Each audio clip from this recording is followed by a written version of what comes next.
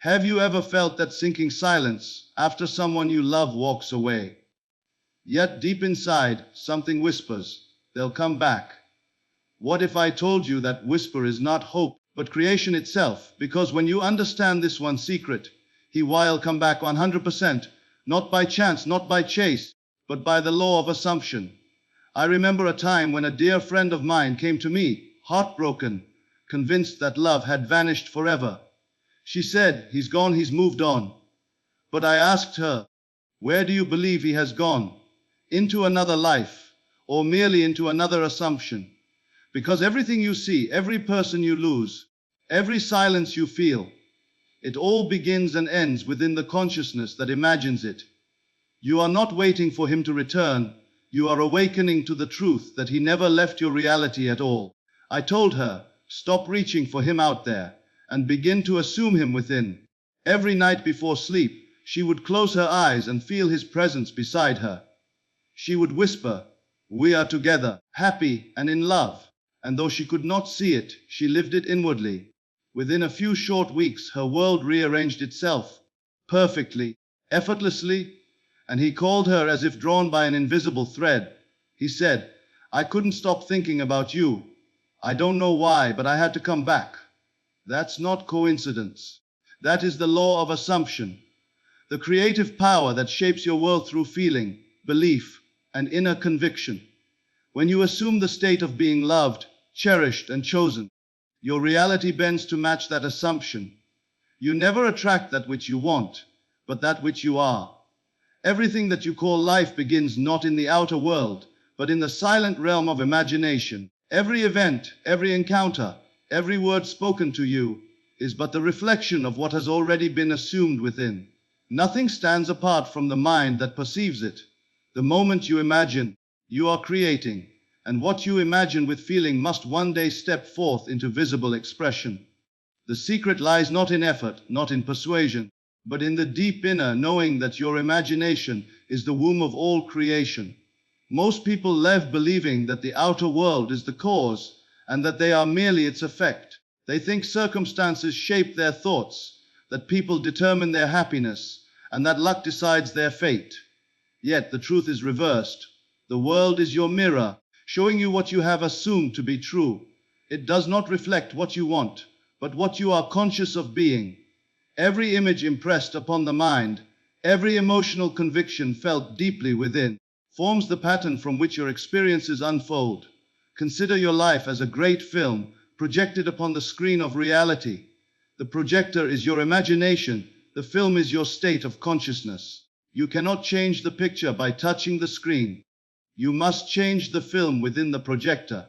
So too, you cannot change your world by complaining, struggling, or forcing.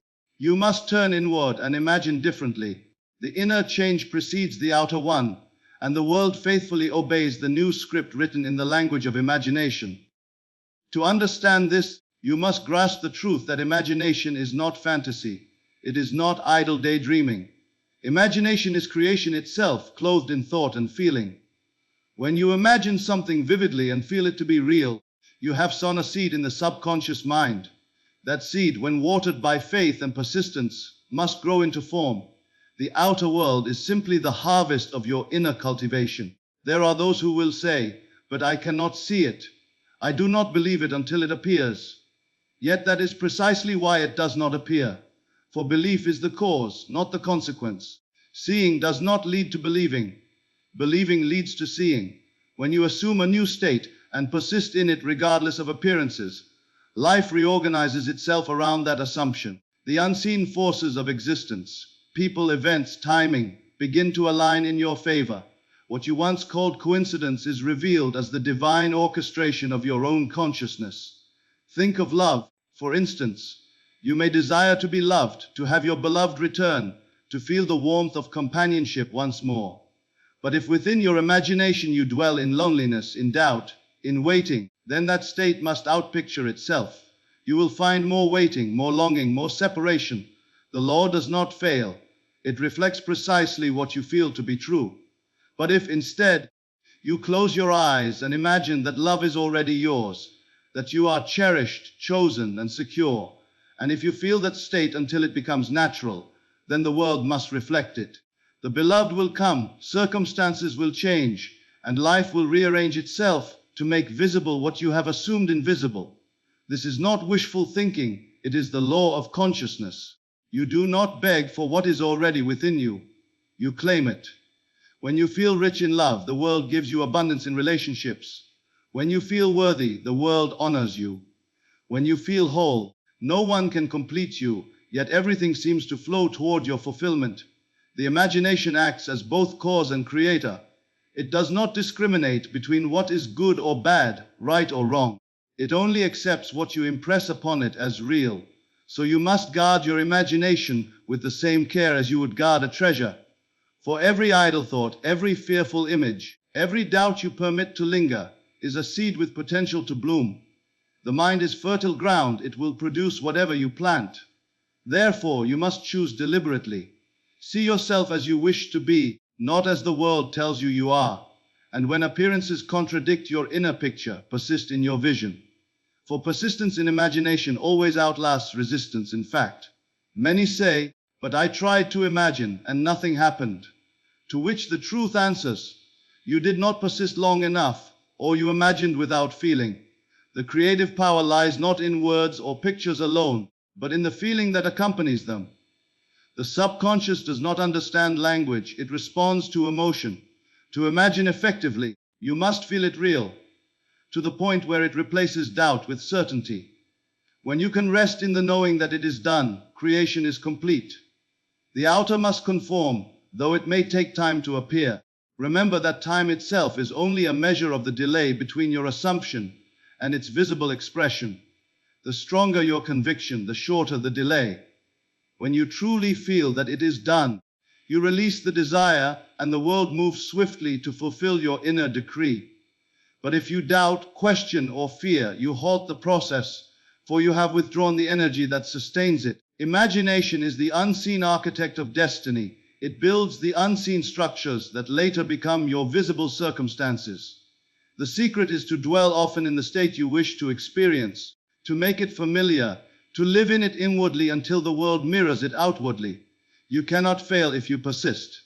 The world must yield to the imaginal act, for imagination is the only reality, all else is its shadow. So tonight, do not wait for the world to change. Do not plead for love, for success, or for peace. Enter your inner chamber, close your eyes, and see yourself as already possessing what you desire. Feel the warmth of fulfillment. Hear the sounds that would accompany its realization. Let it be so real within that you forget it is imagination at all. And when you awaken, act as though it were already done, because in truth it is.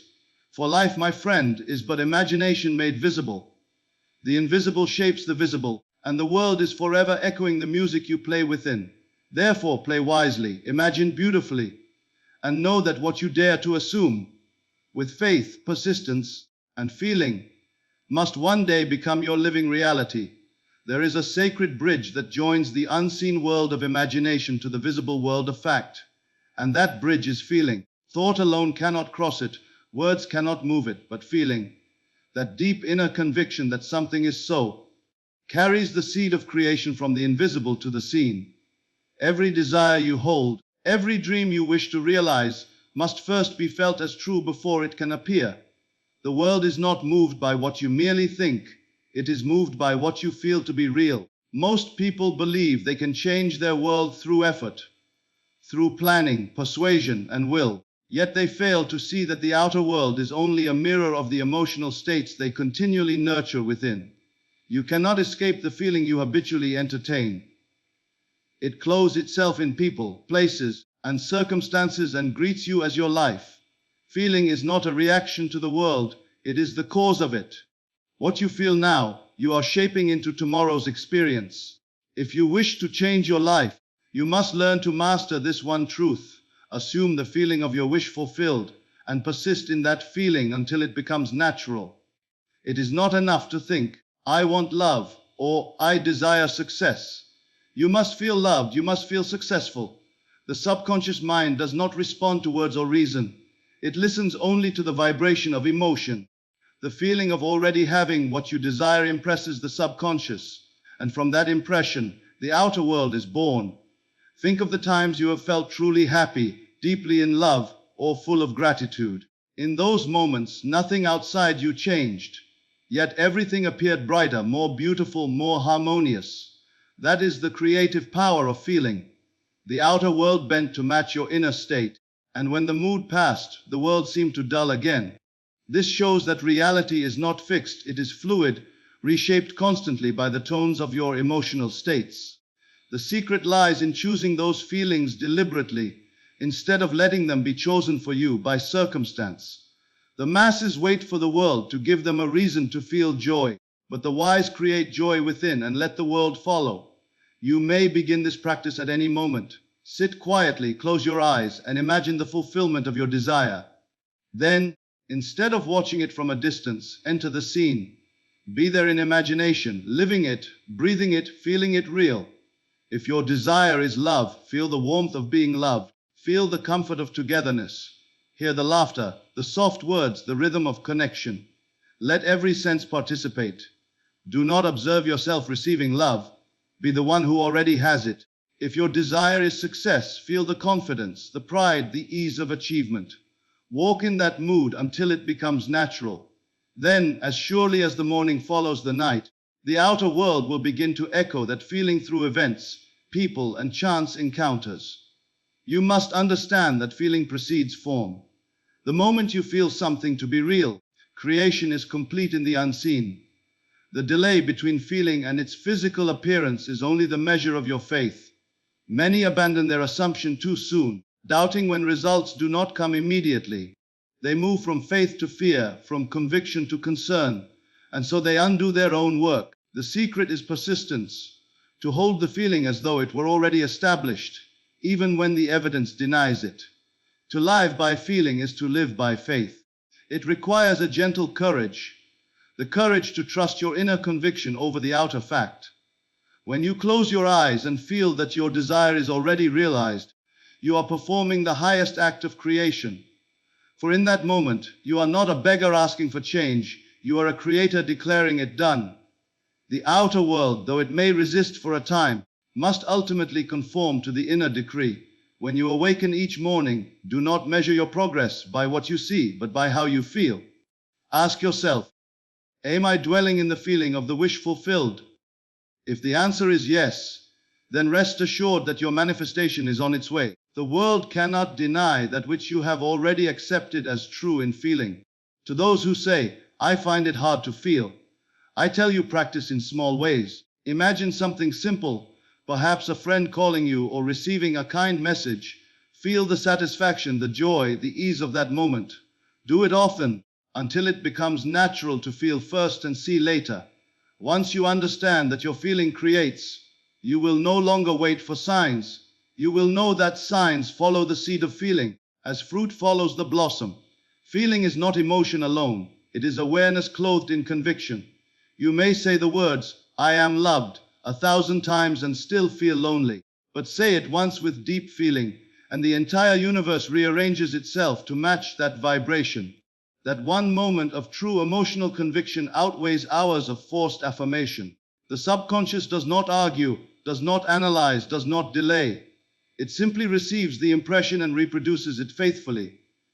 Before you sleep each night, enter the feeling of your wish fulfilled. Let your body relax, your mind drift, and your heart fill with gratitude as though the miracle were already yours.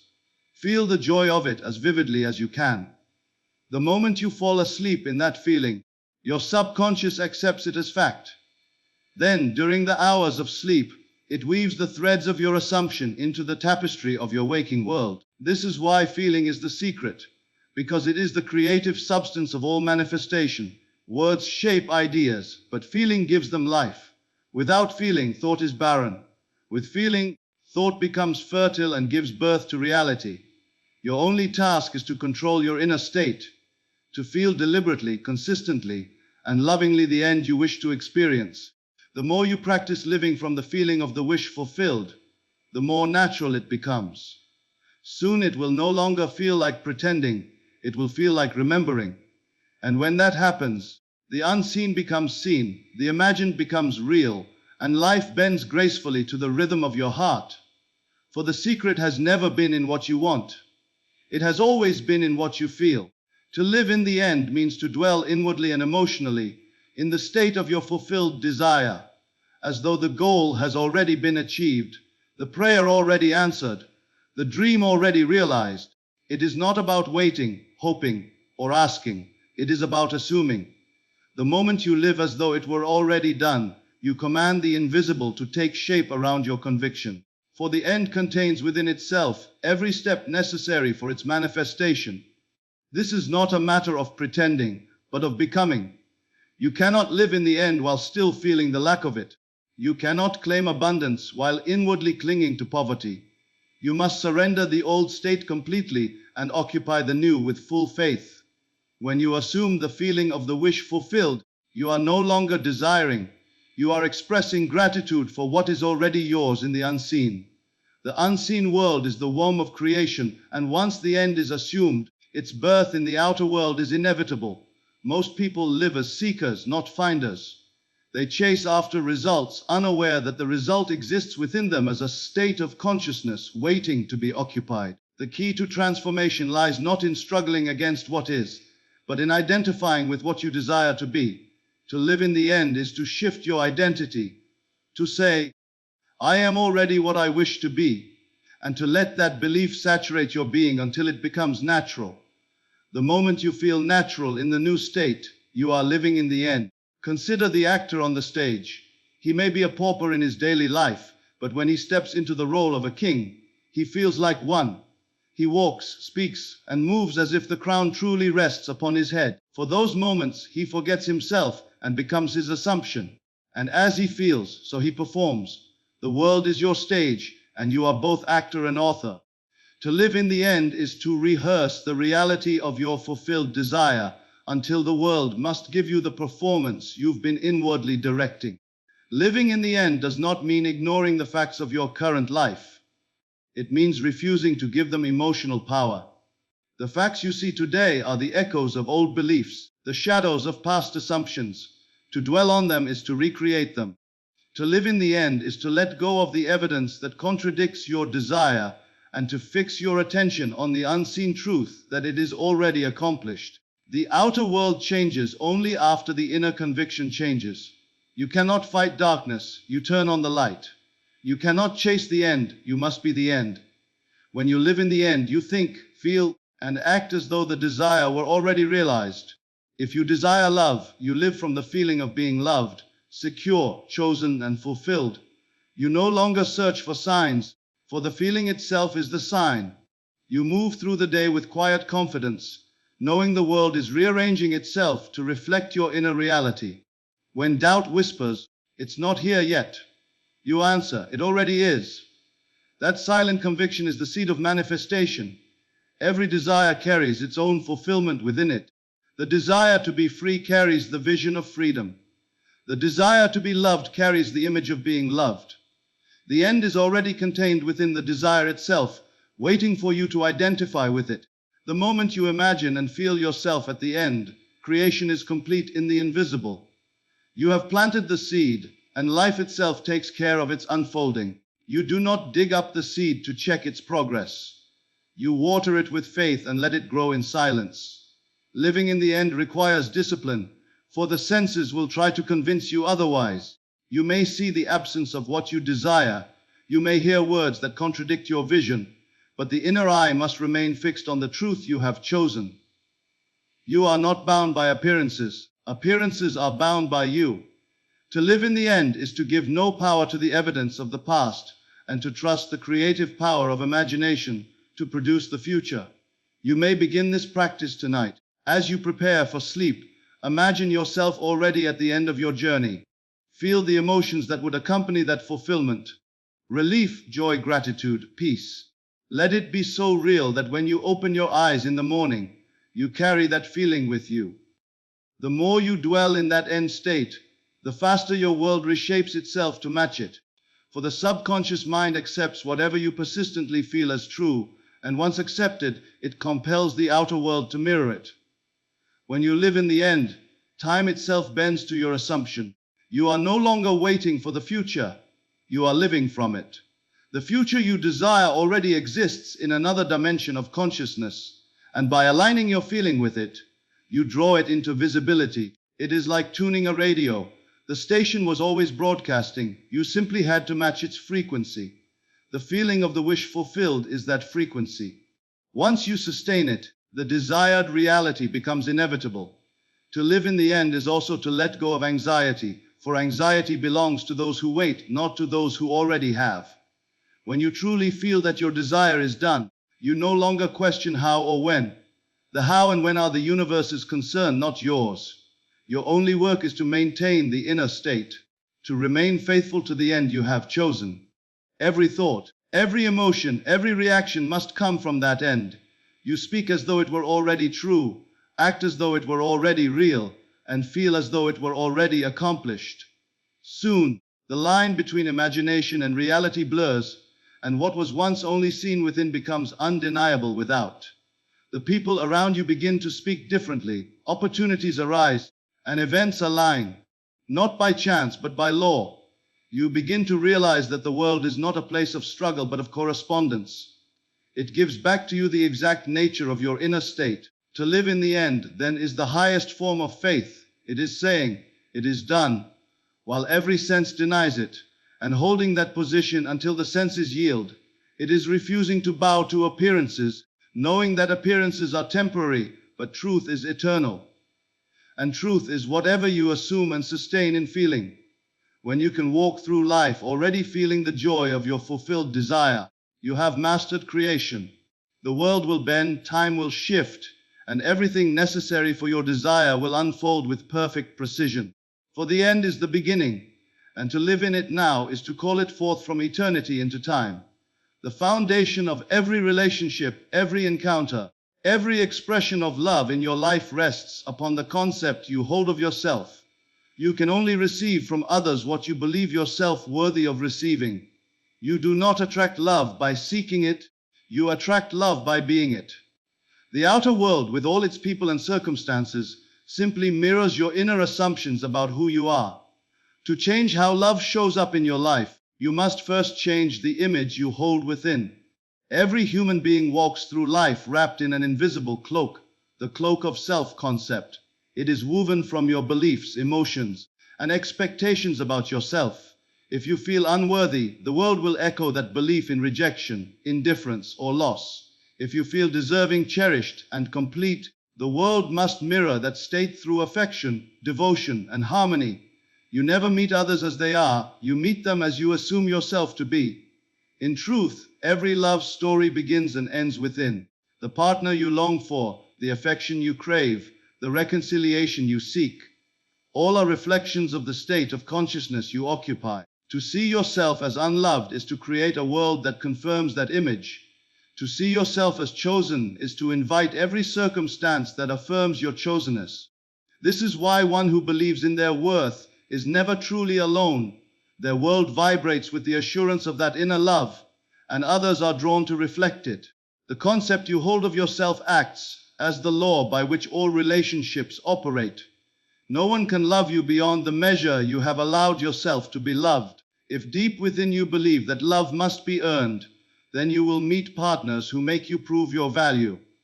If you believe that love is fleeting, then your experiences will always fade. But if you believe that love is your nature, constant and unconditional, you will find yourself surrounded by it in forms beyond imagination.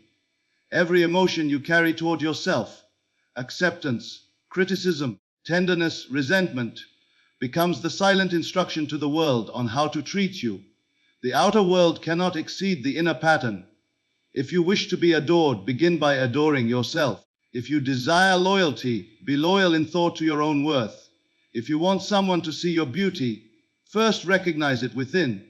You cannot command the reflection without changing the face before the mirror. When you awaken to this truth, you realize that the person you love is not the source of love, but its expression. The source is always within. To cling to another as your source is to build your happiness upon shifting sand.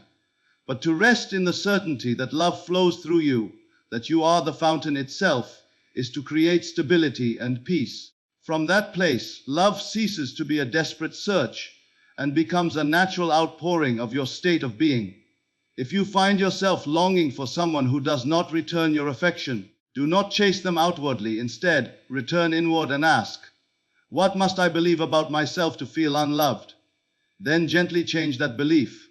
Imagine yourself as already loved, chosen, and desired. Feel the warmth of that truth filling you until it becomes real within. When you make this your dominant state, life reorganizes itself to match. The person who once seemed distant may reappear, not because you forced them, but because you changed the vibration that called them forth. You may wonder how such a transformation can occur without effort or persuasion. But love does not come through demand, it comes through alignment. The world cannot resist the one who is inwardly whole. The moment you stop seeking validation and begin living from the feeling of being loved, others will mirror that certainty. Their behavior will shift, conversations will soften, and affection will flow naturally. What changed was not them, but your concept of yourself. It is important to remember that self-concept is not arrogance or self-admiration. It is quiet knowing. It is walking through life with the awareness that you are already enough. You no longer beg for crumbs of affection because you have become the banquet itself. You no longer fear loss because you understand that love is not outside you to lose. You become radiant, magnetic, irresistible, not by charm or strategy, but by the calm conviction that you are loved simply because you exist. Every time you affirm your worth, every time you choose peace over panic, every time you respond with love instead of fear, you are rewriting your concept of self. And each new assumption reshapes your world. For the outer relationships cannot remain the same once the inner image has changed. People who once ignored you will suddenly notice you. Those who once doubted you will begin to respect you. Even those who hurt you will feel the shift and respond to your new vibration. The universe has no choice but to comply with the image you hold of yourself. Begin today to speak inwardly as one who is already loved. When you look in the mirror, do not see the past or the pain, see the chosen one. See the beloved who has never been forgotten. Feel that reality until it becomes more real than the memories of rejection. The subconscious mind does not know the difference between what is real and what is vividly imagined. It only accepts the impressions you give it. And once it accepts the image of, "I am loved," it compels every person and circumstance to reflect that truth. When you sleep, let your last thought be, "I am loved, I am wanted, I am enough." Fall asleep in that feeling, not as a plea, but as a declaration. During sleep, that feeling will sink deeply into your subconscious, where it becomes law.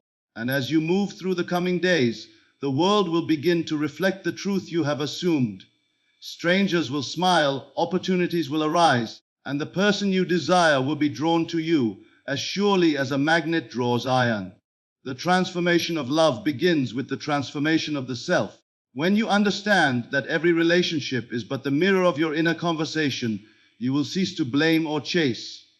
Instead, you will go within, adjust the vision, and let the reflection follow. This is the education of love, not to find the right person, but to become the right state of consciousness. When you hold the concept of yourself as one who is loved, cherished, and chosen, life itself bends to prove you right, for the world cannot resist the truth of a soul who finally knows its own worth. There exists no separation in consciousness. All distance, all absence, all loss is but a shadow cast by a mistaken assumption.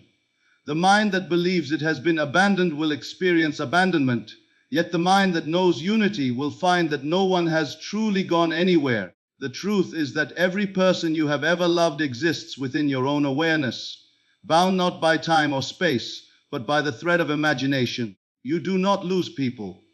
You lose the feeling of their presence. The moment you return to that feeling, they return to you, for they never left your world at all. When someone you love seems to depart, the natural impulse is to look outward, to mourn the empty space and question what went wrong. But in doing so, you are deceived by appearances. The outer separation is only the reflection of an inner belief. You have assumed that love has ended, that distance has been created, that connection has been broken. And the world obediently mirrors that assumption. The remedy is not found in chasing after the person, but in restoring the inner union that never truly ceased. All relationships are states of consciousness. To be with someone in the outer world, you must first be with them in imagination. To lose someone outwardly, you must first have felt the loss within. The law of life is that the inner precedes the outer. When you feel connected, cherished, and secure in love, the outer form of that love must appear. When you feel forgotten, rejected, or distant, that feeling projects itself as the behavior of others. You are not a victim of their absence. You are the author of your own experience. There was once a time when I believed someone dear to me had vanished from my life. The silence grew heavy, the days long. My mind turned toward absence, and with each thought of loss I felt more empty. One night, weary of sorrow, I turned inward. Instead of imagining him gone, I began to imagine him near. I could see his face clearly in my mind's eye. I could hear his voice as if he stood beside me. I whispered words of love and felt them returned. For a few moments, the line between imagination and memory disappeared, and I felt complete. When I awoke the next morning, the feeling of separation had dissolved. I no longer felt the ache of longing, for inwardly I knew he was with me. Days later, he reached out unexpectedly, his words filled with warmth. He said he had been thinking of me constantly, unable to explain why. It was not mystery, it was law. The outer responded to the inner the moment I restored union within myself. You see, no one truly leaves your world, for the world is only consciousness objectified. Every person, every event, every connection lives within your awareness. The moment you assume separation, you cast them out. The moment you assume unity, they are restored. To believe that someone has left is to believe that consciousness can be divided. Yet consciousness is one. You cannot be apart from what exists within you. When you long for someone, do not dwell on the absence. Instead, feel their presence as though it never departed.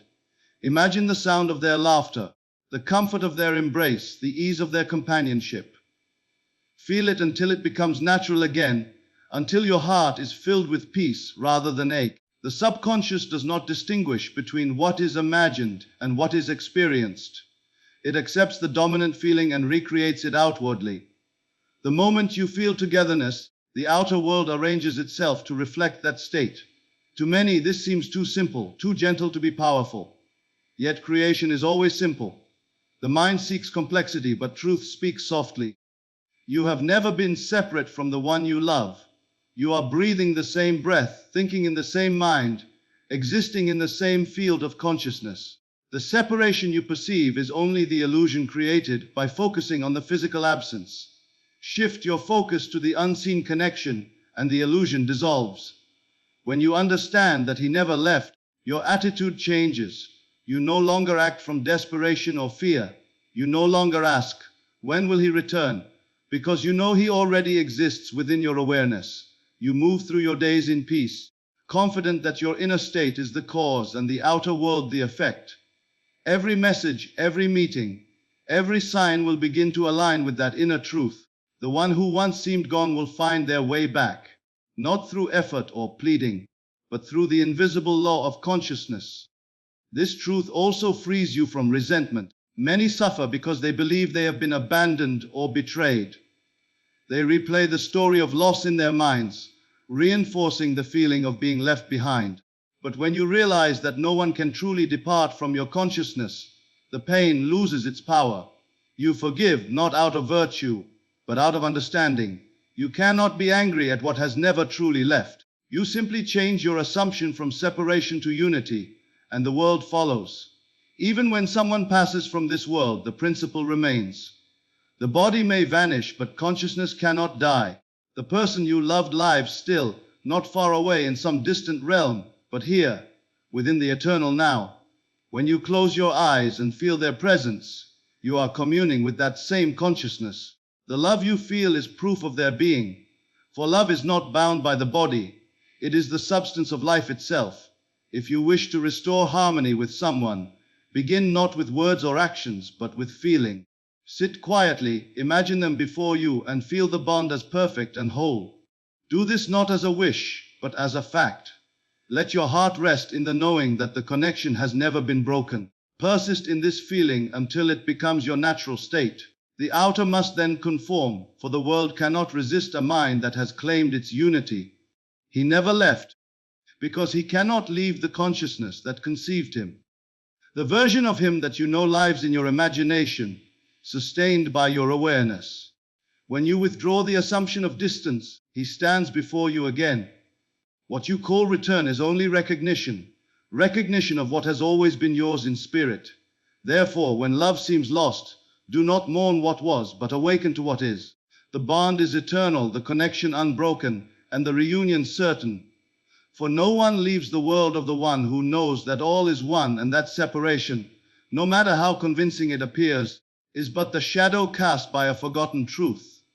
There is a sacred moment that arrives each night when the mind slips from wakefulness into the quiet depths of sleep. It is in that passage, that holy stillness between consciousness and slumber, where the seed of every future event is planted. Sleep is not mere rest, it is creation in motion. What you feel and believe in that drowsy state becomes the blueprint that your subconscious follows to shape your tomorrows. You may spend your days wishing, affirming, and hoping, but it is what you feel as true before sleep that writes the story of your waking life. The waking mind is the builder, but the sleeping mind is the executor. When you drift into slumber, your conscious thoughts fall silent, and your subconscious takes command. This deeper part of you does not reason or question. It accepts impressions as fact and reproduces them with mathematical precision. Thus, the mood that dominates your heart as you fall asleep is the mold into which your future is poured. Every night you pass through the door of creation, yet few recognize the power that lies in that transition. To use sleep consciously, you must first understand that imagination and feeling are the tools by which you shape the unseen. Before you surrender to rest, close your eyes and enter the scene of your fulfilled desire. See it not as something distant, but as something now. If your wish is for love, imagine yourself already embraced, already secure, already adored. If your wish is for reconciliation, see yourself in perfect harmony. Hear the voice of the one you love speaking kindly to you, and feel the peace that accompanies that vision. Let every detail come alive until it feels completely natural. As you sink into drowsiness, you must guard against thoughts of lack or longing. The last emotion you hold before sleep is like a command to the subconscious. If you drift off worrying, doubting, or feeling abandoned, that emotional charge will shape the experiences of the next day.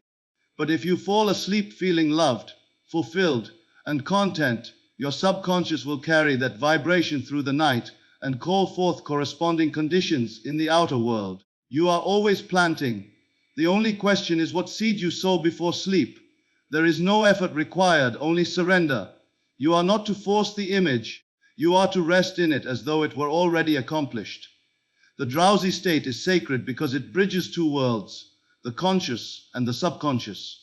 In that in-between, your imagination holds the power of command. Words are unnecessary there, feeling is everything. The deeper you relax into the feeling of the wish fulfilled, the faster the seed takes root. Think of sleep as a sacred meeting place between you and the infinite. All day long your thoughts are scattered by activity, by conversation, by distraction. But when night falls and silence returns, you meet yourself again, stripped of noise, stripped of pretense. This is the hour of creation. What you impress upon your mind in those last moments of awareness will echo through the corridors of your subconscious until it becomes visible fact. You may not recall how it happens, but the proof will come in the events, coincidences, and encounters that unfold effortlessly in your world. To practice this consciously, you must turn your bed into an altar of imagination. Do not carry the burdens of the day into your rest. Let go of resentment, fear, or longing. Each of these feelings will reproduce themselves if left unchecked. Instead, select the one desire you wish fulfilled and bring it alive in your inner world. Feel it so vividly that the body responds. If you are imagining being loved, let your heart warm. If you are imagining success, feel the joy of accomplishment. Then allow that feeling to lull you into sleep, as though drifting upon it like a gentle tide. You may wonder why sleep holds such creative power. It is because the subconscious mind governs the vast machinery of life. It controls the heart that beats, the breath that flows, the growth of every cell. It knows how to build worlds and orchestrate events far beyond your reasoning. When you give it an instruction through feeling, it obeys with absolute faithfulness. During sleep, when the conscious resistance is gone, the subconscious receives your assumption without question. That is why the state just before sleep is more potent than hours of waking effort. If you wish to test this truth, choose something small yet meaningful. Before sleep, imagine receiving a message of love, or hearing words of kindness, or encountering someone unexpectedly. Feel the excitement and gratitude of that moment. Then release it, trusting the unseen. In the days that follow, you will notice circumstances aligning in ways that defy logic. You may hear from someone who had been silent, or witness an event that mirrors your assumption. When it happens, you will know it was born in the silence of sleep. This practice is not a ritual of control, but one of harmony. You are not commanding life to obey. You are aligning with the law that already governs it. Each night you are offered a choice: to drift into sleep with the weight of the world, or to rest in the joy of fulfillment. The choice determines what you awaken to. Your mornings are the children of your nights. To wake to love, you must sleep in love. To wake to abundance, you must sleep in abundance. When you understand this, bedtime ceases to be routine and becomes sacred ceremony. You prepare not just the body for rest, but the mind for creation. The simple act of lying down becomes an invitation to the infinite. You no longer go to sleep with worry, you go to sleep with intention. You no longer fear what tomorrow brings, you shape tomorrow tonight. Let your last waking act each night be the assumption of your wish fulfilled. Do it softly, lovingly, without strain. Feel the end result until the feeling becomes the lullaby that carries you into sleep. If you persist, you will soon discover that what you once imagined nightly has begun to materialize in your waking world. People will act differently, opportunities will arise, and events will unfold as if led by an unseen hand. Yet nothing external has changed, only the seed you planted in the silence of sleep. Sleep, then, is the secret workshop of the soul. Every dream, every desire, every fulfilled wish begins there. Use it wisely, for each night you stand at the threshold of creation, holding in your heart the power to build worlds unseen. The state you take with you into slumber determines the world you awaken to. Therefore, go to sleep as one already blessed, already fulfilled, already in possession of the life you desire. And watch as the dream you live in imagination becomes the life you awaken to in truth. Faith is the art of seeing with the eyes of the spirit when the eyes of the body perceive nothing. It is the inner certainty that what you have imagined is already accomplished, though the outer world gives no sign of it. To live by faith is to walk in the invisible and trust that the unseen is more real than the seen. It is the conviction that the feeling of the wish fulfilled contains within it all the power necessary to manifest itself in form. The world may deny it, circumstances may contradict it, but faith holds its ground until the outer yields to the inner decree. Most people are slaves to appearances. They believe only what their senses report, what they can see, touch, and measure. They pray for change yet continue to accept what is before them as unalterable fact. But what the senses behold is not truth. It is the shadow cast by yesterday's beliefs. To let appearances dictate your belief is to give power to the effect rather than the cause.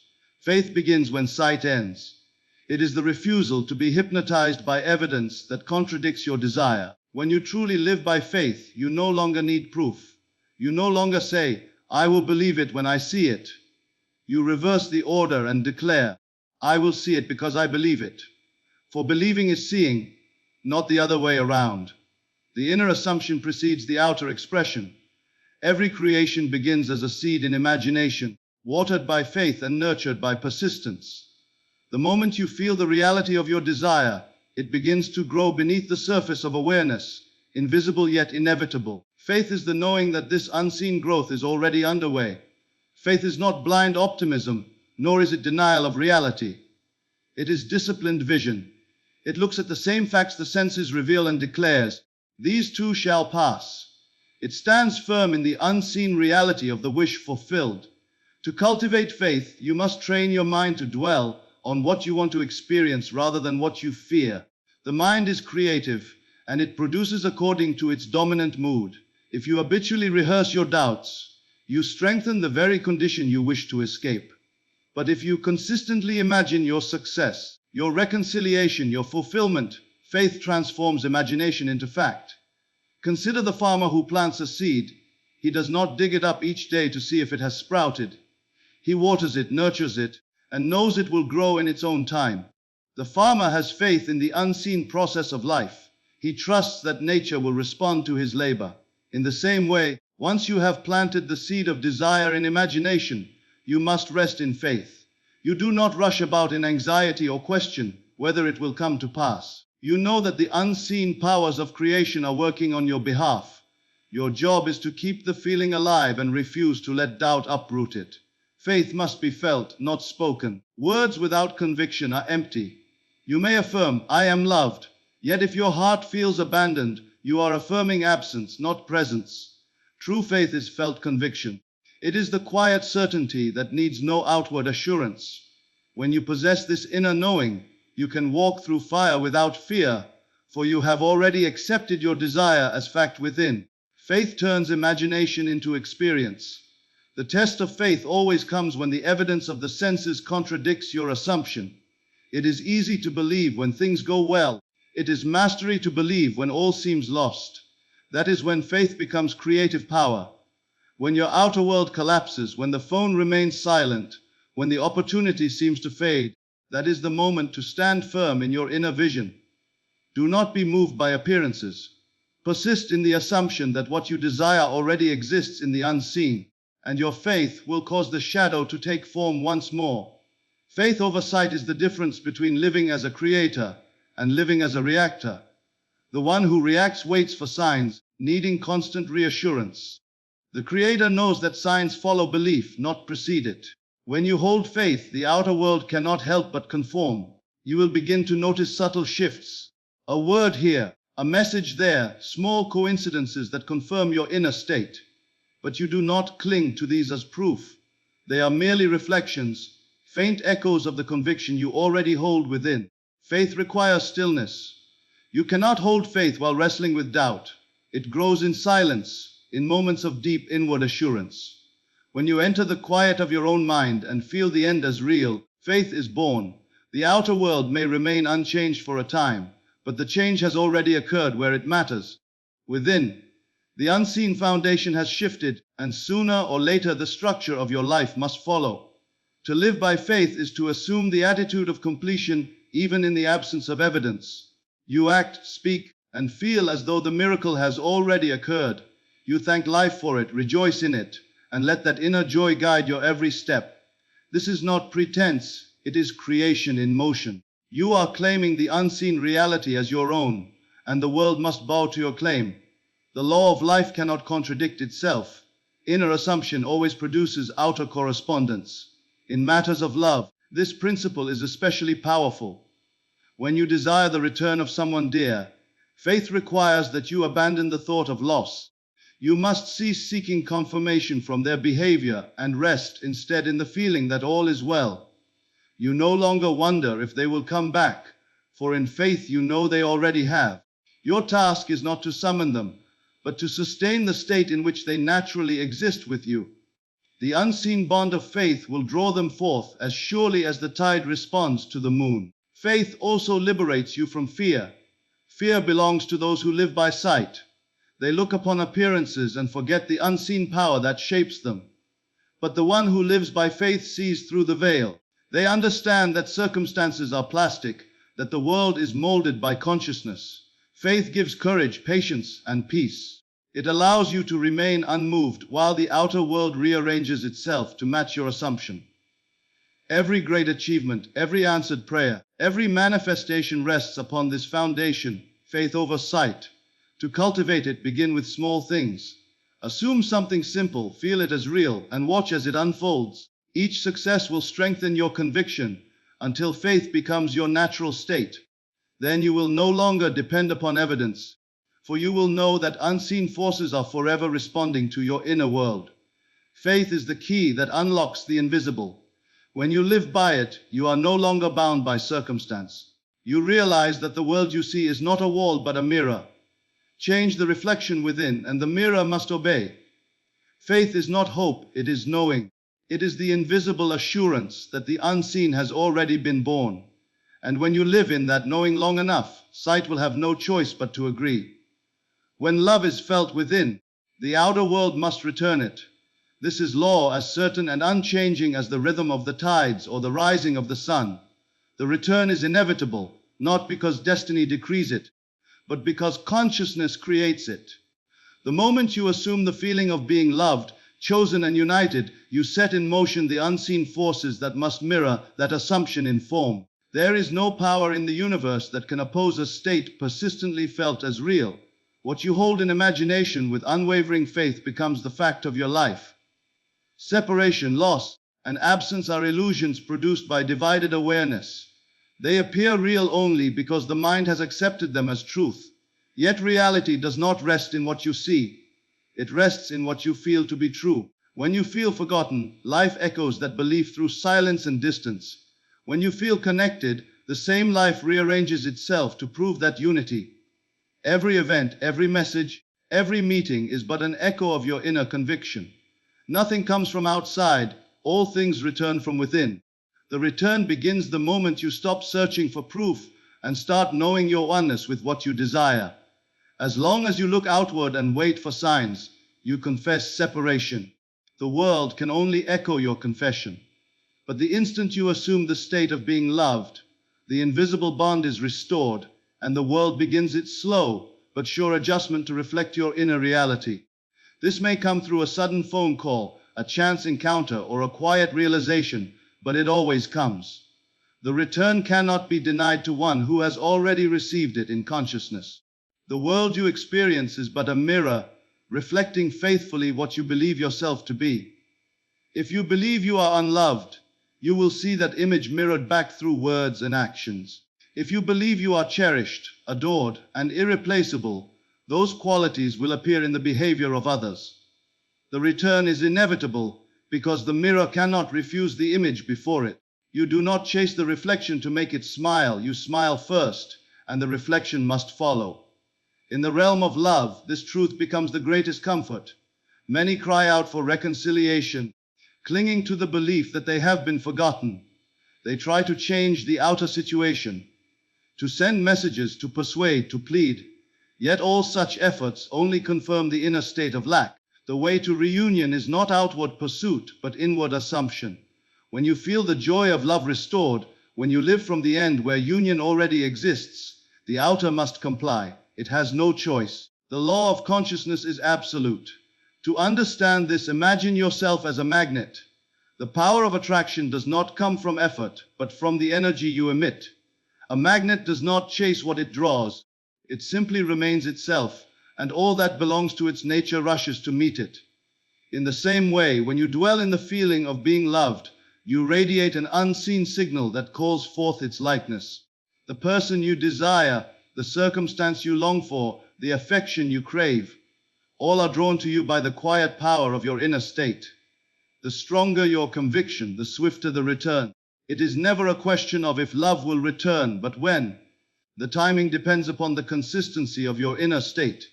Each doubt, each moment of despair, interrupts the current and delays the manifestation. But when you remain steadfast, feeling the reality of love as already accomplished, the return becomes inevitable. Life has no will apart from yours. It must conform to the pattern impressed upon it by your dominant feeling. The return may come in ways unexpected. Sometimes the one you desire reaches out suddenly, compelled by a force they cannot explain. Sometimes the outer world shifts quietly, guiding you both into alignment. And sometimes what returns is not the same person, but the same love in a higher form, a manifestation that perfectly matches your new state of consciousness.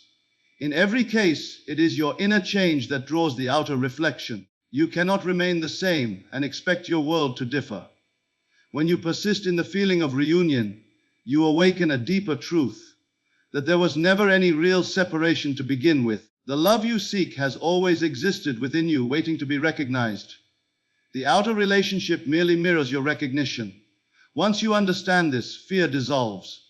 You no longer ask, will he come back? You know he already has, for you are living in the end where the return is complete. Each night before sleep, close your eyes and enter that fulfilled state. Feel his presence beside you, his voice, his warmth, the ease of connection. Do not wait for it to happen, let it happen now in imagination. The subconscious accepts this feeling as fact and moves mountains to bring it about. The phone may ring, the message may come, or the meeting may occur, but these are only symbols of what was already true within. The return began the moment you felt it real. Faith is the bridge between imagination and manifestation. You do not need to understand how the return will occur.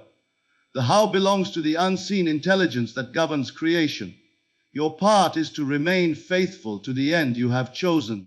When the mind tempts you to doubt, return to feeling. When appearances contradict your desire, close your eyes and remember that the unseen is the cause. The outer world is powerless against the conviction of one who feels their wish fulfilled. The return is inevitable because consciousness cannot contradict itself. You cannot consistently feel loved and experience rejection. You cannot dwell in union and live in separation. The world must reflect what you feel most deeply. Every event that appears to delay the return is only part of the rearrangement leading to its fulfillment. What seems like silence is preparation. What feels like distance is alignment. The moment you rest in the certainty of love realized, the outer world hastens to deliver it. This is not fantasy but law. The universe moves according to the vibration of consciousness. To those who persist in love, love returns. To those who persist in fear, fear repeats. You hold the key in your feeling. Choose love deliberately, not as longing but as possession. Walk each day as one who already has what they desire. Speak, think, and act from that state. The unseen will bend to your assumption until the visible world becomes a mirror of your inner faith. The return is not a reward, it is a reflection. It comes not through effort, but through certainty. The moment you claim love as already yours, life rushes to confirm it, for creation is finished. You are merely aligning yourself with the version of reality where your desire is already complete. When you live in that state faithfully, the outer must bow to the inner. The call will come, the reunion will unfold, and you will stand in awe, realizing it could never have been otherwise, because the return was never in doubt. It was, and always will be, inevitable. All that has been spoken leads to one timeless truth. You are the creator of your reality, and your world is the mirror of your inner state. Life does not happen to you.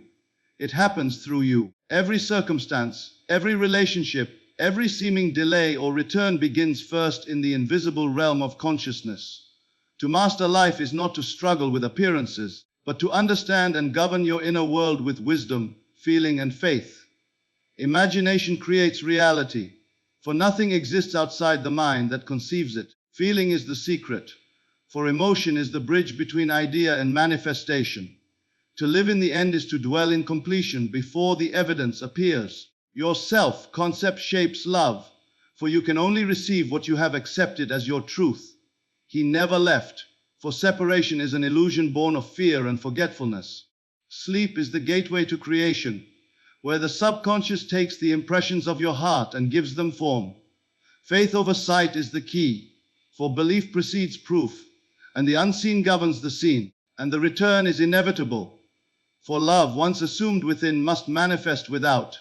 When you understand these laws, you cease to plead and begin to claim. You no longer chase after fulfillment. You rest in the knowing that it is already yours. You do not wait for love. You become the embodiment of love. You do not demand change. You assume it. And as you assume, so it becomes. This is the divine rhythm of creation. Imagine, feel, assume, persist, and allow life to mirror your inner conviction. Every dream fulfilled, every love restored, every prayer answered arises from the same eternal principle that consciousness is the only reality, and you are its master. So tonight, as you close your eyes, remember, you need not strive for what you already possess. Enter into the state of the wish fulfilled. Feel it as done. Rest in it. Live from it. The world will rearrange itself with quiet precision to reflect your inner certainty. For creation is finished, and your assumption is the path by which it is revealed. Live as the one who already has. Walk as the one who already knows. Love as the one who already is. And then watch as the unseen becomes seen, the imagined becomes real, and every desire you have ever held within your heart unfolds before you in perfect order, proving that all along, the power was never outside of you, it was you.